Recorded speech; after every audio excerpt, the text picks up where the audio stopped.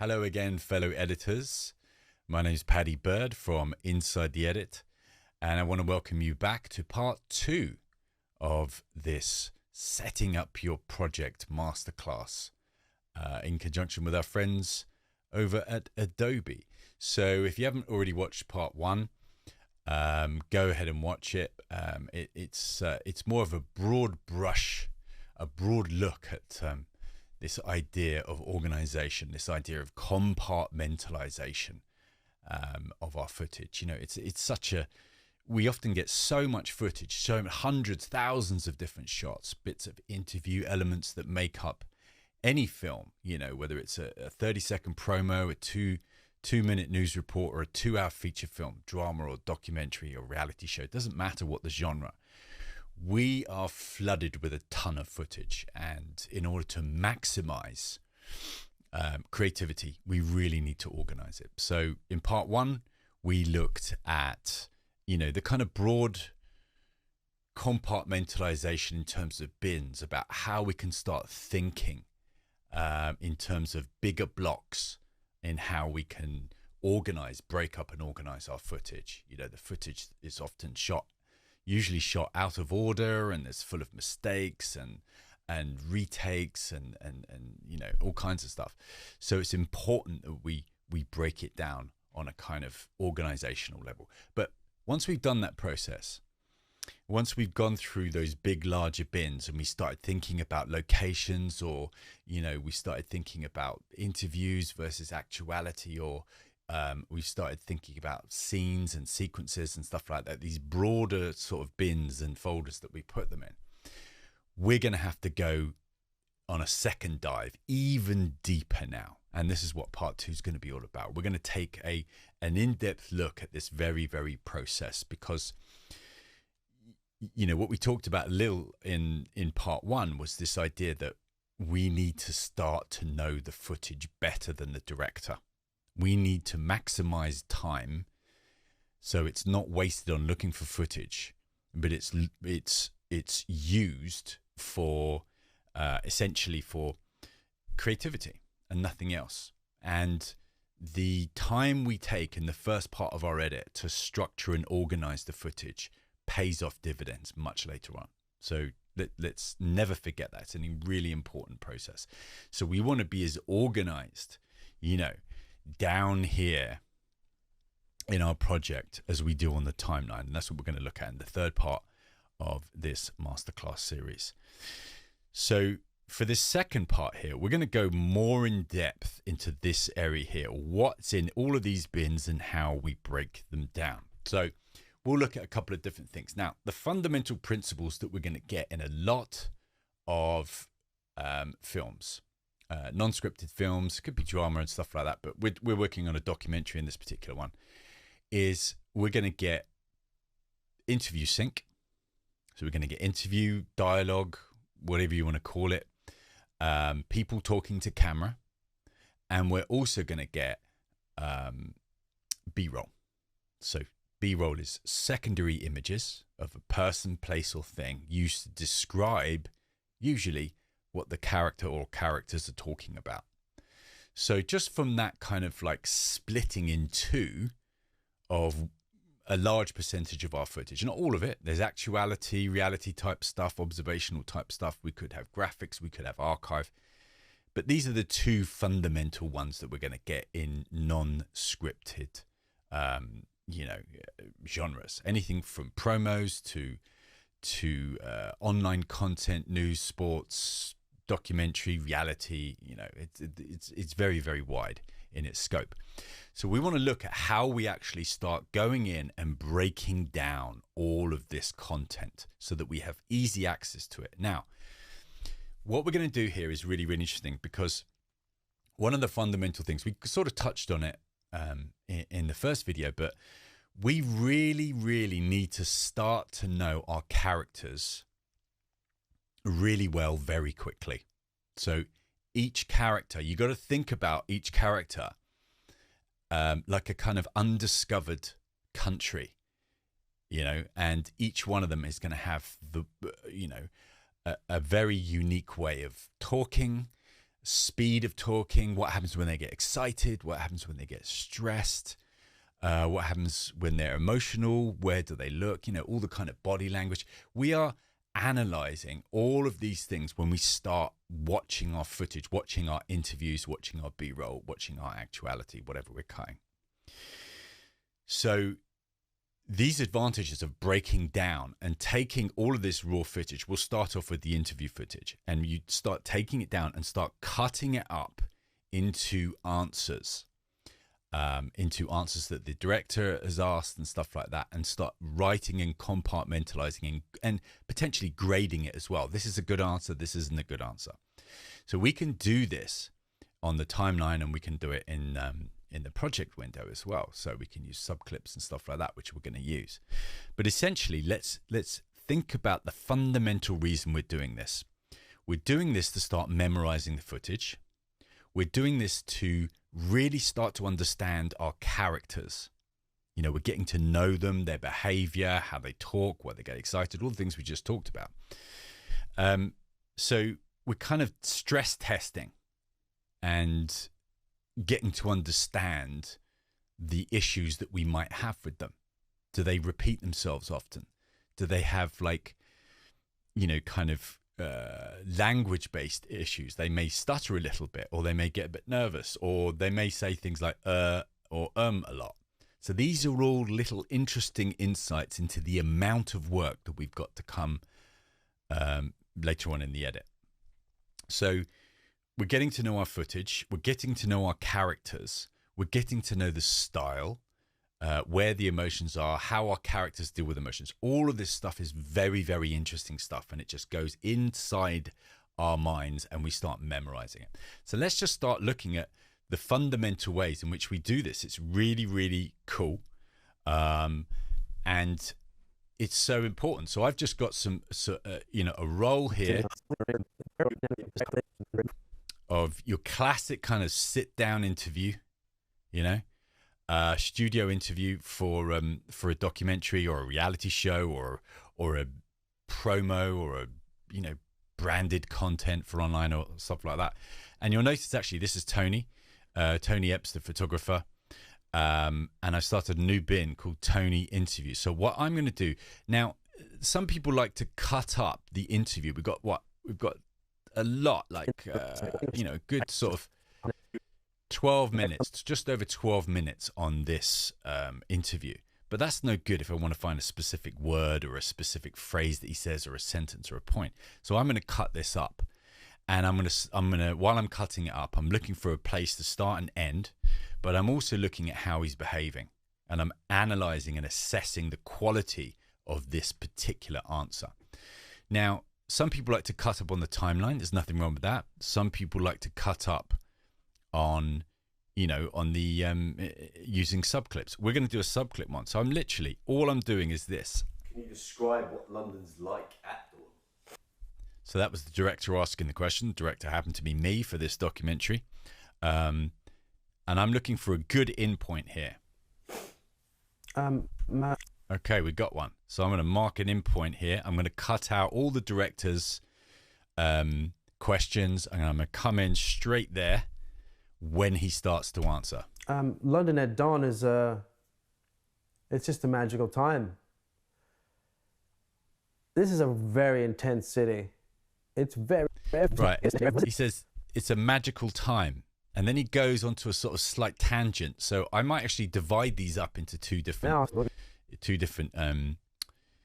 answers. Time. Because this sounds like a really nice sort of short kind of interesting springboard piece of dialogue that could go into a scene. So I'm gonna mark an out point at the end of that. I'm gonna create a subclip, and I'm gonna say London at dawn, magical time. Now, what some people like to do, so that then I'm going to know exactly what's in this particular answer. So I've ripped out a mini clip out of this longer clip and classified it and reminded myself I'm summarizing what he's saying during that time. Now, some people like to do stuff like this. They like to put asterisks in there, asterisks. A sort of grading system. 5 is really good. 4 is good. 3 is average. 2 is, it's not that great. 1 is, wow, I'm never going to use that. So I really like this. So I'm going to put 5 asterisks on there. Okay. Of course, you could do anything. You could color grade it, put a label on it. You could have a color coding system. Doesn't matter. As long as this logic is really, really clear to you, it doesn't really matter what you do. Restrict trims. Nah, I don't want to do that. So now I've got a subclip that I can click on, and London's a Magical Time, and it's got this. Of course, you can use this various different, tick boxes and stuff in the menus and all this kind of stuff, the great stuff that's inside Premiere Pro. No problems. I personally like to do this. That's the way I do. So there you go. I'm going to put that in there. I've now got my first clip. I know what basically he's talking about and how good it is. And so essentially what I'll do is I'll clear my in and out points there, and I'll basically just work my way through the footage, marking in and out points based on when he answers the question and grading them. Summarizing what he's talking about and grading them. This is a very intense city. It's very busy. There's always something going on. It's full of cars, it's full of people, it's full of activity. It never stops, you would think. Does a city ever sleep? And the answer is yes, it does sleep. And there's a few hours. Interesting. This is good. When it is just really quiet and it's, very peaceful, and you wouldn't think you were in the middle of one of the busiest cities on the planet. Okay, so as an editor, certainly when cutting this up, I'm listening to when he's ending. So pay strict attention to the intonation. Intonation and inflection is very, very important. We can't just end a piece of sync on when the tonality or the inflection is like this. It sounds interrupted. So we're listening for the character to come to the end of the subject, end of the question, or the answer there, the answer to the question, but also in the delivery as well. So it sounds like it's ended. So what are we going to call this? Very intense city. So I've summarized it there. It's best to do it in a few. Sometimes you can do it a bit longer. I really like that because you've got a comparison there. He's talking about is in the daytime it's really intense, and then at the dawn it's really it's very chilled out. So this is really nice. It's just lovely there. Very intense city. I've graded it with some asterisks. Of course, you could go and put in, some kind of color coding on it, change it purple or mango or whatever you want, or tick it in one of the pull down, the pull down menus there. But essentially, that's what I'll do. I will go through now, and I will just go through and pull out all of these. So this is great because at the end of it, I've gone through all of the interview. I'll have the starts and the ends. I'll have exactly what it's about. So 2-3 weeks from now, if I'm going back, I'm like, oh yeah, I remember that bit. That's really nice. So I can search through my project and immediately pull out and just remember whether it was good, because you won't remember this. The amount of footage you got in long form as well, maybe in promos or news and stuff like that, it's a bit shorter, you got less footage. But certainly if you're doing something longer, like a 10, 15, 20, 30-minute project, 60, 120, 2 hours, you go all the way up to kind of broadcast level, film level, then, the amount of footage, you're never gonna remember every single answer. But this is an indication for all of that. So this is really, really good. I'm memorizing my character. I'm seeing his delivery. I'm seeing his tonality. I'm seeing his behavior, how he likes to talk. Is he funny? Is he emotional? How does he handle stress? Where does he look when he recalls difficult memories? All of these psychological classifications are very, very handy at this moment. I'm studying this person like a hawk because it's my job, our job, to pass on that behavior and that emotions within a particular scene from this character. You know, scenes are about designing behavior and events. So there's lots of different things that make up a scene, but emotions and behavior is a big one of them. So understanding the psychology of body language and things like that, you could do a lot worse in reading a couple of books on body language. So, you know, they're all over. Go and Google some, and you'll definitely find some. So it's important stuff to remember. So I'm pulling these out and I'm classifying them. I'm writing down, summarizing, and I'm grading them. That's really good for interviews. Now, let's go ahead and start looking at B-roll. So what is B-roll? The other two major, you know, you've got your sync dialogue from characters, and then the other major one is you've got your B-roll, secondary images of a person, place, or thing that is used to illustrate what a character's talking about. Now, I prefer personally to cut up B-roll and to start organizing all this stuff on the timeline. That's just me. Some people like to do it, you know, certainly in drama and stuff like that. You would pull out shots and use subclipping. So marking in, marking out, and then Command U, or just right click, make subclick clip, and then, you know, close up main character or whatever. But I like to cut up my B-roll on the timeline. So let's look at that. Now, we got some nice B-roll here. Let's go to Paris, day 2. Here we go. So we're down at Notre Dame. Let's just have a quick scoot. It's always nice to have a quick scoot, like a scrub, a digital scrub, they call it, just to scrub through your footage. Then you'll get to know how many shots are on this particular roll. This is a actuality-based scene here. There we go. We've got some beautiful shots. But essentially, we've got a whole bunch of B-roll here. So I'm looking through. Let's just cut this up on the timeline. I'm going to put this up down here. It's created a sequence. Obviously, I'm going to call this Notre Dame. Is that how you spell it? Excuse me if that's wrong for any French viewers. Send me an email. So let's look at this. Here we go. We've got the whole thing here. So what's really, really nice about this is, let me go up there. So what's really, really nice about this is you can really get quick access to your shots and start cutting them together very, very quickly. So what are we doing here on the timeline? We are looking to basically get rid of everything we don't like, and all the mistakes and all the exposure changes and all the kind of camera repositions. And if there's 4 different versions of one shot, we need to choose the one version we like. We're looking to take a good percentage out of this raw footage and just cull it down to the absolute, you know, creme de la creme, the real best of the best, you know. So what are we going to do? So we'll just go through. So I will have a quick scoot here. This is, you know, most professional camera operators, they'll you know, you want a good shot to last like 5 seconds minimum. They always say in camera school, hold your shots for 10 seconds. Not many people do, especially those who are self-taught. But when you're in the edit suite, you really, really get to know through trial and error and mistakes, really, what works and what doesn't in terms of how long you need to hold your shots for.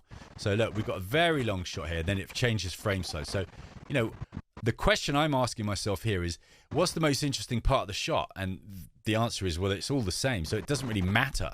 If it's all the same, there's no interesting things like a bird flying in here or a character walking up and down here on the banks of the River Seine in Paris. Anything that makes it individual that I like, you know, that's great. But if there's nothing going on, well, it doesn't really matter, does it? So I can just cut it out. It's done. So I've kept that bit in, and let's just say I want to keep 5 seconds in there. So let's just make 5 seconds. So great. Everything before this point now is unneeded. We can get rid of it. And then we go to the same. So what's this? This is a just GV of Notre Dame. Beautiful, like 1,000-year-old, whatever it is. I think it's about 800 years old. Cathedral in Paris, very sadly burnt, part of it burnt down. We filmed this before that, actually, but they've managed to rebuild it, which is awesome. A really amazing building. So I'm looking at that, and I will just cut that. I will just cut that out, and I'm looking for 5 seconds here as well, around about that, or 10 seconds, whatever.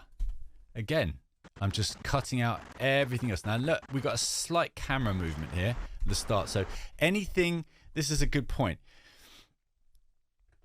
Any mistake, any exposure change, slight movement of the camera, something that's not meant to be there, get rid of it. So we just want the shots that we are going to use down on the timeline. We're cutting them out to basically use them later on. So we'll go through a second wave. We'll break down all the footage, cut out everything that's kind of like the, look, think about it in sync-based term, in dialogue terms. This is like the director asking the question. That's not going to be in the film. So we just want the stuff that's in the film. And again, the fantastic thing about this is that we're getting to see what we've got, how many shots we've got, how much B-roll we've got for this one certain scene, breaking it down, going, okay, well, once we've got through all this, and cut out all the rubbish, we've got like 12 shots for this. Okay, well, that tells me something. When it comes time to cut this scene and put the dialogue in and the interview and the music and stuff like that, I know I've got 12 shots from there, so I'm going to have to be careful about where I position it in terms of B-roll and jump cuts and all that kind of stuff. So again, it's giving us knowledge about our footage. How much is there? What style is it shot in? What frame sizes, what the variation of frame sizes that we've got. And we need to start classifying this in our mind, So literally, again, I will go through and just start cutting out any kind of, oh, there you go. So I'll look at the interesting stuff here. So we've got a frame size change there, some cars coming towards us. That's quite nice. I like that. Let's get rid of that. And maybe because there's 2 shots there, 2 frame sizes, and there's a bit of an adjustment. Look at that. This camera's adjusting, trying to get the right frame. So I like the end of the shot where the cars kind of come and wipe out. So I'm going to go from there. So you see what I'm doing here? I'm going through and wait till the cars go out. That's great. And one by one, there's another shot there. Maybe have no cars in this one. So look at this. Look how much I'm cutting out there. It's an enormous amount. There's like 43 seconds there. This is great because we want to start whittling down our footage as much as possible. And I can probably use that one there because, we're saying cities don't. Oh, there's 2 people, a couple. Very Parisian, very romantic. Walking around at dawn. That's lovely. So what I'm going to do here. So I don't want to zoom in. I'm going to come in. So the first frame that it settles, that's where I'm going to cut, I'm going to come into the shot. So there you go. If I watch this through. There you go. You wouldn't have known the zooms there at all. Very nice. Very kind of cinematic. And I will just go through the whole lot and start cutting down here. Now, of course, I can do that on the timeline for the footage as well. So you can for the sync as well. So you can reverse these 2 processes. If you like cutting up dialogue on the timeline, then great, go for that. And if you like having your B-roll shots as subclips, tearing them out and getting rid of all the stuff that's not wanted and then labeling everything, or you can combine both. It's up to you. If I'm cutting stuff like reality and observational television, I've done a lot of reality TV in my life. I will tend to cut that up on the timeline because the camera's moving around all over the time and there's a free-flowing nature to the footage. But those 2 processes, you can go in as well, and of course you can use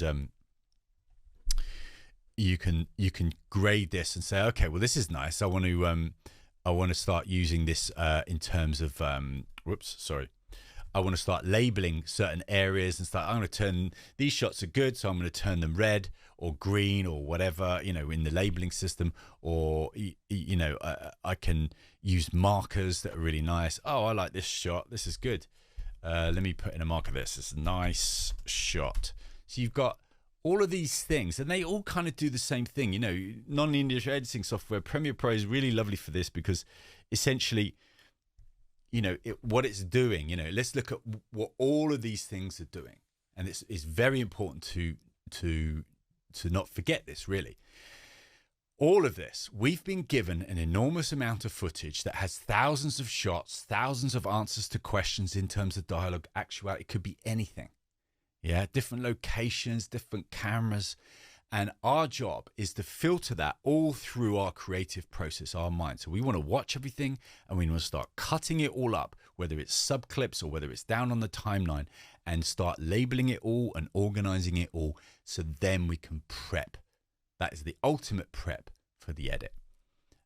So let's not forget that. However you do it, whatever you label it, it's up to you. You've got loads of different tools to do that with the subclips and the timeline and the markers and the coloring and the labeling and asterisks and all that.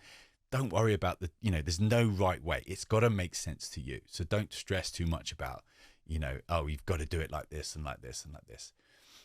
Like I said in part one, we've all been using computers for most of our lives. You probably have a logic in your mind about how you like to organize and stuff like that. Just stand on the shoulders of that, So it's a really important part of what we do, and cutting up. So it's more in depth. We've gone through everything. Everybody's, we want to go through everyone's dialogue, all their interviews, and chop it all up, memorize it, analyze it, grade it, label it. Then we're ready for editing. And the same on the timeline with the B-roll. If you want to do it that way, chop it all up, get rid of everything, get rid of all the exposure changes and camera repositioning, all the stuff that is never going to make it into the film. Whittle that footage down to, take 10, 20, 30, 40, 50% of the footage, of the raw footage, and just get, the really good stuff. So that when we go through the next process, which is we're going to start cutting stuff together. So we want everything cleanly labeled, very, very well organized. Now, let's just answer one question on this one. This is an important point. Some projects may not give you the time to do this level of detail in the breaking down and organizing, but a lot of them will. But it's just, you don't want to spend, if you've only got 2 days to do something and you've got a whole load of footage, it's important to know, don't stress, just, you want to back off from some of this footage, but you do need to watch a bunch of the footage, but you can back off from like the tight level of organization that we've done here. So that's an important point to make. Some projects won't have that kind of time frame that will allow us to go really, really in depth. But I always cut up my edit and say, look, okay, how much time do I have to do this? And then when you say, okay, well, I've got 3 hours or 2 days or a week, whatever the duration of the thing I'm working on, that allows you to kind of ring fence that area of time and go, that's what I've got. I'm going to have to make it work within that time frame. So I hope this has been informative. It's helped you out. We're as organized as we can be in the time allowed. We're going to cut everything up, but come back for part 3, and I'm going to talk you through the timeline and how we organize the timeline once we start cutting, because that is just as important. Organization here, organization in the timeline, organization in the project folder. It's all very, very important. So come back for part 3 very soon. And I hope you enjoyed this session. Take care.